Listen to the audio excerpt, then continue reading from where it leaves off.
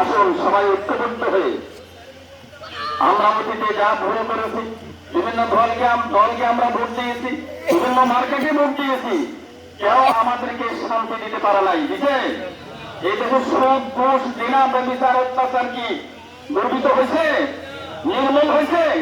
সন্ত্রাসী নির্মূল হয় নাই। এক সন্ত্রাসী যাওয়ার পরে আরেক সন্ত্রাসী জায়গা মতো ঘটছে।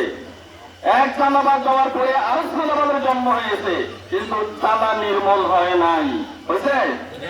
কোরআনের আইনটা, রাসূলের আদর্শটা, এইগুলি নির্মূল হবে না।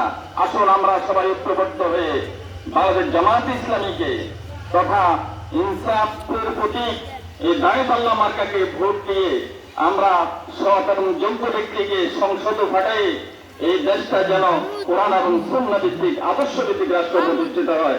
এই আহ্বান আমি রেখে আপনাদেরকে আমি আমার বক্তব্য এখানে শেষ করছি। আসসালামু আলাইকুম ওয়া রাহমাতুল্লাহি ওয়া বারাকাতুহু।